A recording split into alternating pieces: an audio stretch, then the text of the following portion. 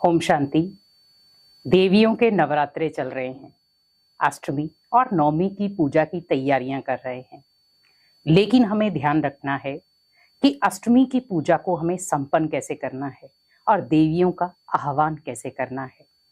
क्योंकि जब हम अष्टमी की पूजा करते हैं तो देवियों को या छोटी छोटी कंजकों को बुलाते हैं और घर में भोग बनाकर उन्हें स्वीकार कराते हैं। बहुत सारे लोग देवियों को गिफ्ट देते हैं।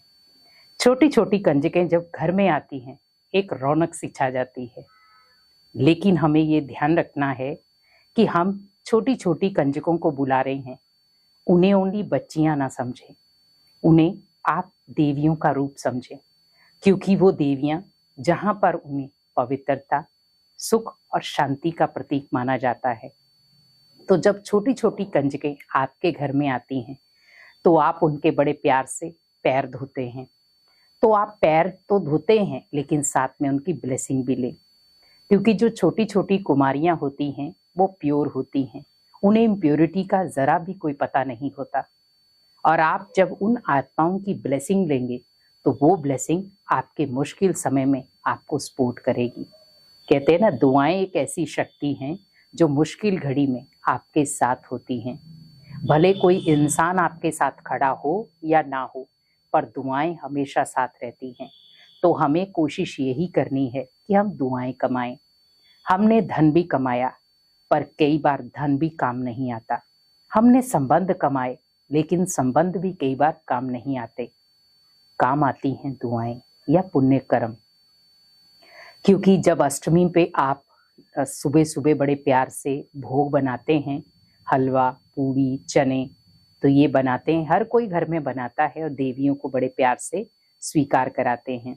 तो उस समय बड़ी शुद्धता के साथ, बहुत साफ दिल से और साफ मन से और अपनी किचन को बिल्कुल क्लीन करके ही आप बड़े प्यार से भोग बनाएं और उन्हें स्वीकार कराएं।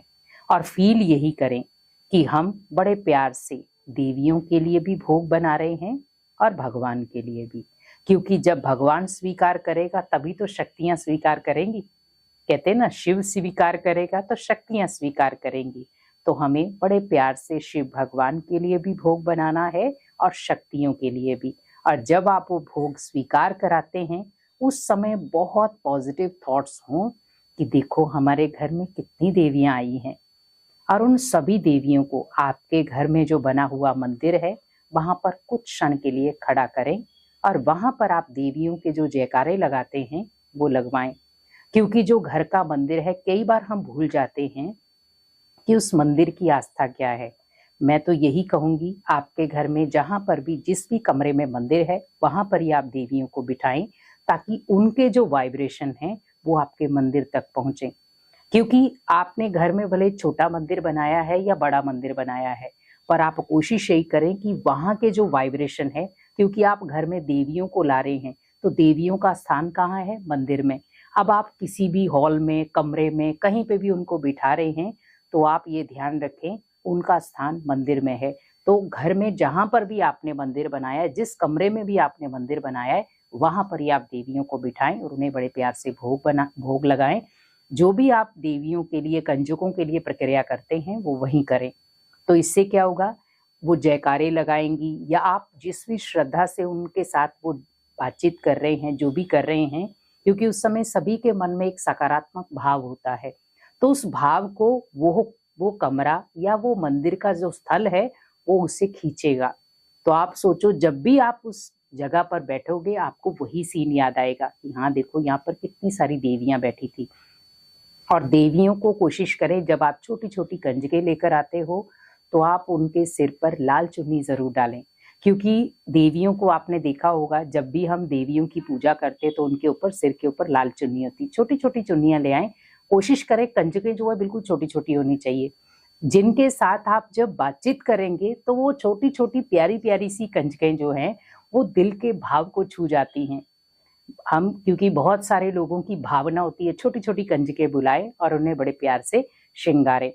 तो श्रृंगारने के लिए जरूरी नहीं है कि बहुत सारी चीजें हों, आप चुन्नी उनके सिर के ऊपर छोटी सी चुन्नी रख दें, जिससे बड़े प्यार से आप इनकी पूजा करें।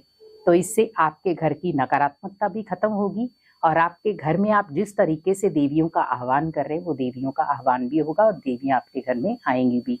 तो शिव के साथ शक्तियों को पुकारें और शक्तियों के साथ शिव को पुकारें, तो दोनों जब कंबाइंड होंगे आपके घर में आएंगे तो ऑटोमेटिकली आपका घर स्वर्ग जरूर बनेगा। ओम शांति।